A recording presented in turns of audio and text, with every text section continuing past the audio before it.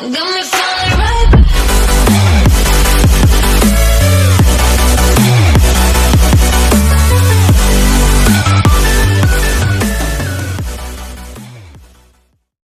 Oke guys, kita kembali lagi di channel ini.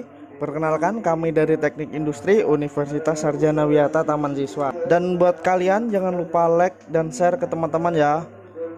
Like kalian tuh sangat berarti bagi saya. Oke, mari kita simak penjelasan video berikut ini.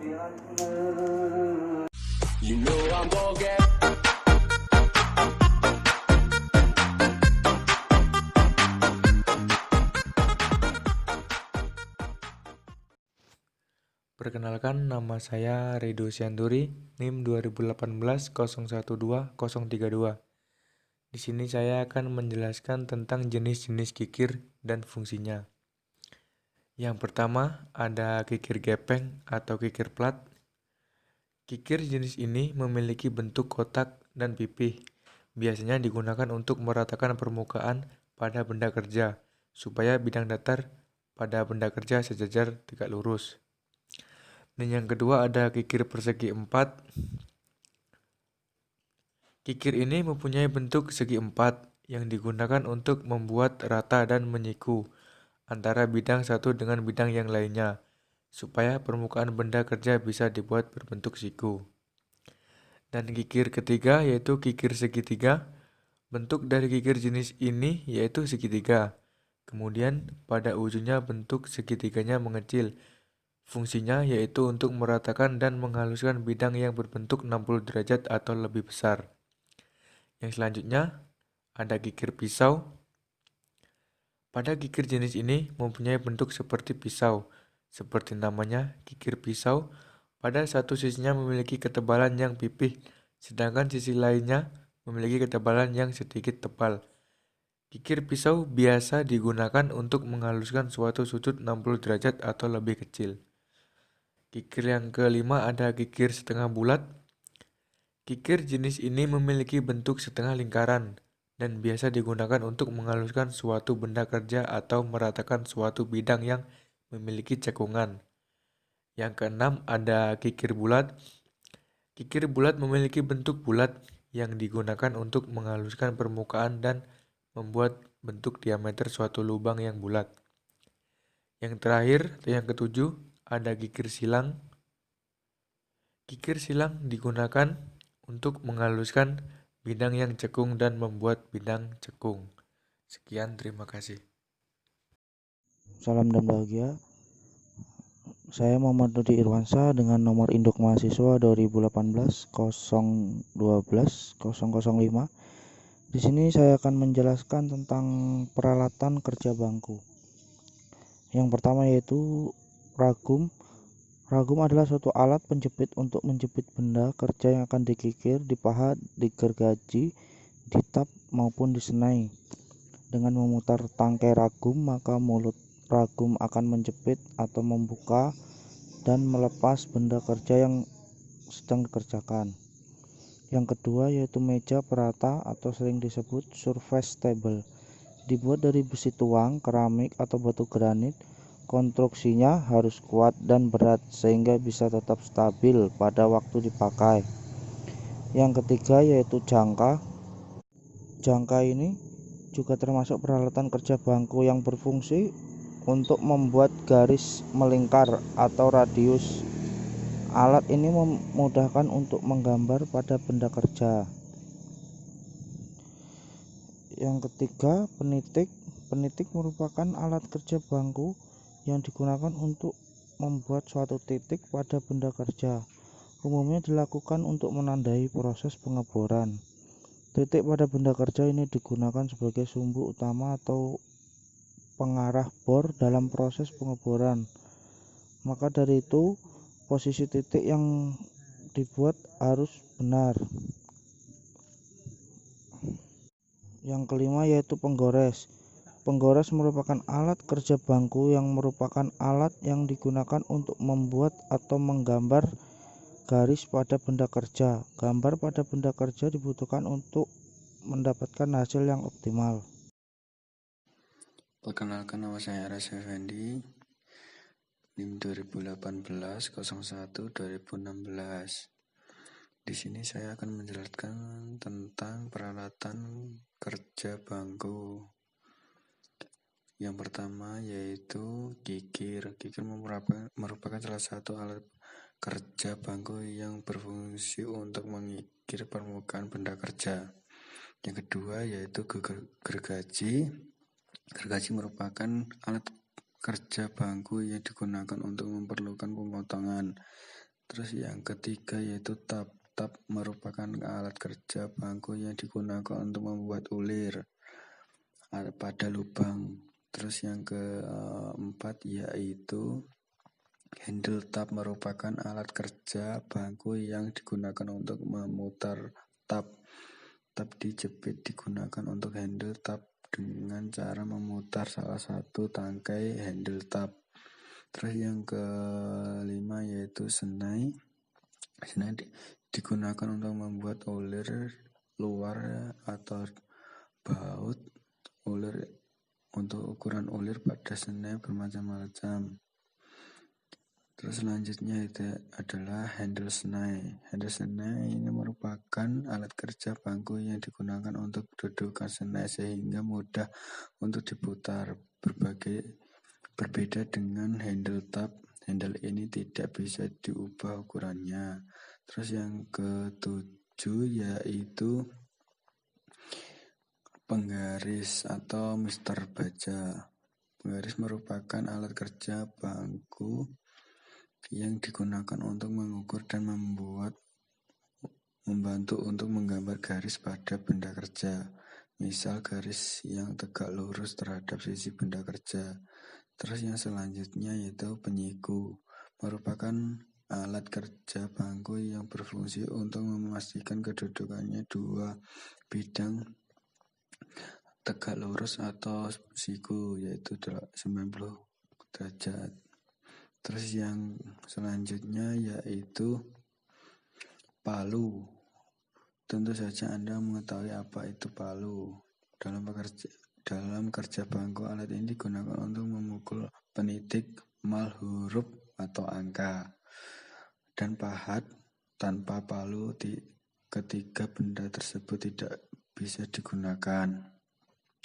Terus yang selanjutnya adalah pahat. Pahat merupakan alat kerja bangku yang digunakan untuk membuat benda kerja. Cara menggunakan dibantu dengan palu. Umumnya digunakan untuk melubangi berbagai benda kerja. Uang tidak dibutuhkan. Selanjutnya yaitu staf, huruf, dan angka. Staf, huruf, atau angka merupakan alat yang digunakan untuk membuat huruf atau angka. Biasanya alat ini digunakan untuk membuat identitas pada benda kerja. Selanjutnya adalah pemotong pelat. Pemotong pelat merupakan alat kerja bangku yang digunakan untuk memotong pelat. Alat ini manfaat prinsip gunting dalam proses pemotongannya. Terus yang terakhir yaitu hegwel. Hegwel merupakan alat ukur ketinggian. Alat ini digunakan untuk di atas meja perata. Ada biasanya membuat garis dengan tinggi yang presisi dengan alat ini. Ujung rahang pada benda ini digunakan untuk membuat garis ketika sudah menyetel ketinggian. Itu yang ada. Perkenalkan, nama saya Muklis Adi Saputra, NIM 2018-012-034. Di sini saya akan menjelaskan tentang teknik menggergaji. Langkah pertama adalah istirahatkan pisau terhadap bahan. Istirahatkanlah bilah gergaji besi ke permukaan material. Lalu yang kedua, tarik kembali ke arah Anda. Tarik gergaji ke arah Anda. Aplikasikan sedikit tekanan ke bawah dalam satu pukulan panjang dan lambat.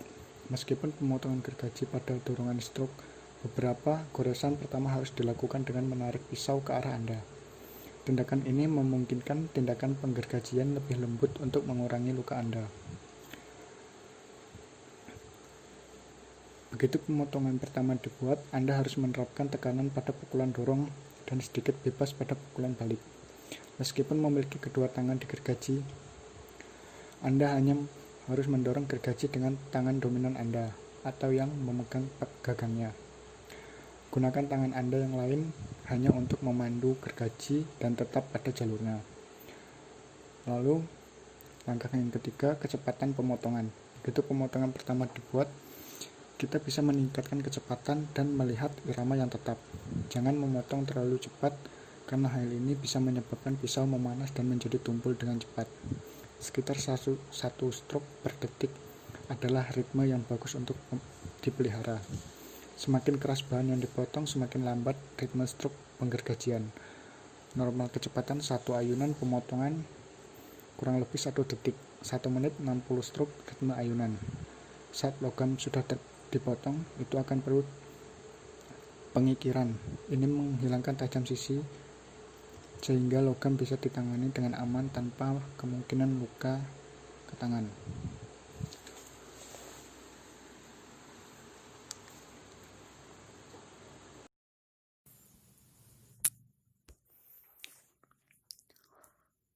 Salam dan bahagia. Perkenalkan, nama saya Arif. Pada video kesempatan kali ini, saya akan menjelaskan mengenai kerja bangku. Kerja bangku adalah proses pengerjaan yang dilakukan dengan tenaga manusia untuk dapat menciptakan sumber daya manusia yang terampil dalam melakukan kerja bangku. Perlu adanya pendidikan dan latihan rutin pada disiplin ilmu manufaktur. Kompetensi kerja bangku diberikan di awal pelajaran. Ada beberapa macam pekerjaan yang tergolong dalam kompetensi kerja bangku. Masing-masing pekerjaan tersebut memiliki tujuan tersendiri. Sebagai contoh, Anda ingin memotong baja, maka Anda harus menggergajinya, sehingga proses pengerjaan bertujuan untuk memotong benda padat. Berikut adalah jenis-jenis pekerjaan yang tergolong dalam kerja bangku. Yang pertama ada mengkikir. Mengkikir adalah kegiatan menyayat benda kerja sehingga benda kerja tersebut mencapai bentuk dan ukuran yang diinginkan. Yang kedua ada memahat. Memahat adalah kegiatan mengurangi volume atau menyayat suatu benda padat secara drastis. Yang ketiga ada menggergaji. Menggergaji adalah kegiatan memotong benda padat. Yang terakhir ada menggambar. Menggambar adalah kegiatan memberi tanda atau menggoreskan suatu bentuk pada benda kerja. Sebelum kita melakukan kerja bangku, ada beberapa persiapan yang perlu kita lakukan. Antara lain ada menyiapkan job sheet, memilih tinggi ragum yang sesuai dengan cara berdiri tegak di ragum, tempelkan kepala tangan pada dagu, siku harus berada di atas mulut ragum, dan apabila lengan kita ayunkan, siku jangan sampai menyentuh bibir mulut ragum. Selanjutnya, apabila tinggi ragum belum sesuai, digunakan alat bantu. Contohnya, palet kayu. Selanjutnya, lepaskan aksesoris tangan. Setelah itu, mengukur benda kerja dan memeriksa benda kerja. Dan kita bisa memulai untuk melakukan kegiatan kerja bangku. Kelebihan kerja bangku. Kerja bangku memiliki beberapa kelebihan, yaitu hemat energi, dapat dilakukan di mana saja tanpa harus memikirkan sumber listrik atau infrastruktur listrik. Dapat menjangkau posisi yang sulit. Biaya pengerjaan murah dan lebih ramah lingkungan. Kelemahan kerja bangku.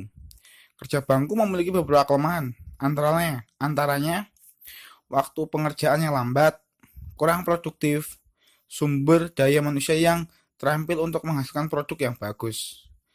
Sekian penjelasan saya mengenai kerja bangku.